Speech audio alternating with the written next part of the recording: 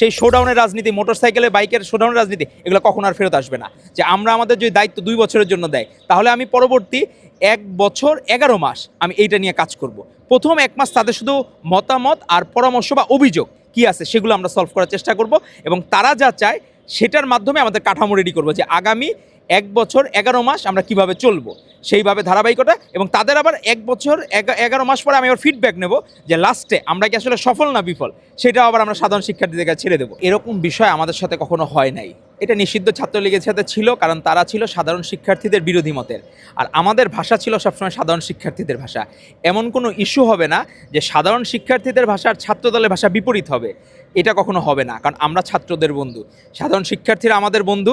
আর এরকম জায়গায় আমরা যেহেতু বিএনপির সহযোগী সংগঠন, আমরা যেহেতু জনাব তারেক রহমানের ভ্যানগার্ড, তো সেই জায়গায় আমরা সব সময় রাষ্ট্রীয়ভাবে কখনো সাধারণ শিক্ষার্থীদের বিপক্ষে আমাদের যাওয়ার সুযোগ নাই। সেই শোডাউনের রাজনীতি, মোটরসাইকেলে বাইকের শোডাউনের রাজনীতি, এগুলো কখনো আর ফেরত আসবে না। বাংলাদেশের রাজনীতিতে আমাদের নেতা জনাব তারেক রহমান ওই রাজনীতি কোনো ফেরত আসবে না। এখন হবে বুদ্ধি বিকাশের রাজনীতি, মেধার রাজনীতি, গ্রহণযোগ্যতার রাজনীতি, সাধারণ শিক্ষার্থীদের ভাই হয়ে বোন হয়ে পাশে থাকার রাজনীতি, এটাই করবে ছাত্রদল। তো 1.5 লাখ টাকার ছেড়ে আমার কাছে মনে হয়েছে যে আমি 1.5 লাখ মানুষের ভালোবাসা প্রতিদিন আমি পাচ্ছি, মানে প্রতিদিন প্রতি মুহূর্তে দোয়া পাচ্ছি। আমার কাছে মনে হয় সবাইকে হয়তো বা আমি সবার মানে আশানুরূপ যে তারা সেবাটা চায় ওটা হয়তো বা ফিল আপ করতে না পারলেও একটা 80 থেকে 90% ক্ষেত্রে তাদের আমরা যে যার যা প্রয়োজন সেটা আমরা রাখার চেষ্টা করি। এবং তারা, আমার যেটা মনে হয়, তারা অসন্তুষ্ট না দেখে অনেক মানুষের দোয়া আছে, ব্লেসিং আছে। জীবন অবাক না করলে কে করবে? 28% মিল্ক ফ্যাটের অবাক করার সাথে ফ্রেশ মিল্ক পাউডার। জীবন অবাক করুক প্রতিদিন। তো আমার কাছে মনে হয়েছে 1.5 লাখ টাকা ইম্পর্টেন্ট না। আমরা অনেক সময় শেখ মুজিবের অনেক খারাপ দিক ছিল, কিন্তু শেখ মুজিবও কিন্তু বইয়ের টাকায় চলতো এক সময়। তো সেইখানে আমরা তো বাবা মা আছে, বাবা মা এখনও হেল্প করতেছে দেখে আমরা রাজনীতি স্মুথলি করতে পারতেছি, কারণ তারা মনে করে তাদের ছেলে দ্বারা রাষ্ট্রের কোনো ক্ষতি হবে না, এবং 24-এর গণ অভ্যুত্থানে তাদের ছেলের একটা ভালো ভূমিকা ছিল, এজন্য তারা আস্থাশীল দেখে মনে করে ছেলে স্পয়েলড না, এজন্য তাকে আমরা পকেট মাইন্ডে দিই। সে হইল কি যে ভবিষ্যতে যে মানুষকে যাতে বড় পরিসরে, কারণ আমি নিজে ছাত্রদলের রাজনীতি যতদিন করব, আমি নিজে ইথিক্যাল জায়গা থেকে ততদিন কোথাও জয়েন করতেছি না, কিন্তু যখনই আমার ছাত্রদলের রাজনীতি শেষ হবে তখন আমি অলরেডি এফসিপিএসের ট্রেনিংয়ে আসি।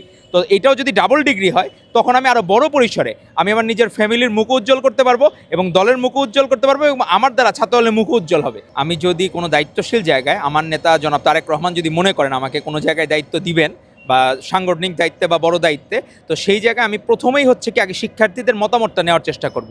তাদের এই 24-এর গণ অভ্যুত্থান পরবর্তী সময় থেকে আজ পর্যন্ত ছাত্রদলের দ্বারা কারো কোনো হ্যারাসমেন্ট হয়েছে কিনা, কেউ ছাত্রদলের যারা নিগৃহীত হয়েছে কিনা, এই জায়গাগুলোর জন্য আমরা অভিযোগ বক্স আর পরামর্শ বক্স প্রত্যেকটা ক্যাম্পাসে, বিশ্ববিদ্যালয়, কলেজে আমরা দিয়ে দেবো। ফার্স্ট মানে আমি যদি আমার জায়গা থেকে তাদের মতামতগুলো আমার জানতে হবে, তারা কি ধরনের রাজনীতি চায়, তাদের ভাষাই হবে ছাত্রদলের ভাষা, তাদের ভাষাই হবে যে আমাদের নেতা, আমাদের প্রধানমন্ত্রী তারেক রহমানের ভাষা। তো আমরা চাই তাদের মতামতটা কি, তাদের পরামর্শ কি, সেইভাবে আমরা প্রথম 1 মাস তাদের অভিযোগ এবং পরামর্শগুলা এগুলো আমরা গুছে পরে আমাদের একটা রোড ম্যাপ ঠিক করব। জীবন অবাক না করলে কে করবে? 28% মিল্ক ফ্যাটের অবাক করার সাথে ফ্রেশ মিল্ক পাউডার। জীবন অবাক করুক প্রতিদিন।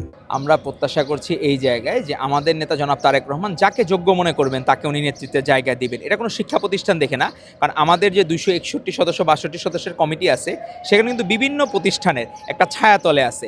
আপনি দেখবেন যে এখানে সবাই ঢাকা বিশ্ববিদ্যালয় থেকে শুরু করে, আমি যেমন মেডিকেল সেক্টর থেকে উঠে এসেছি, বুয়েট থেকে আছে, ইঞ্জিনিয়ারিং কলেজগুলো থেকে আছে, কৃষি ইউনিভার্সিটি থেকে আছে, Jahangirnagar university, Jagannath university, private university, সব সেক্টর থেকে কিন্তু আমাদের প্রতিনিধি আছে।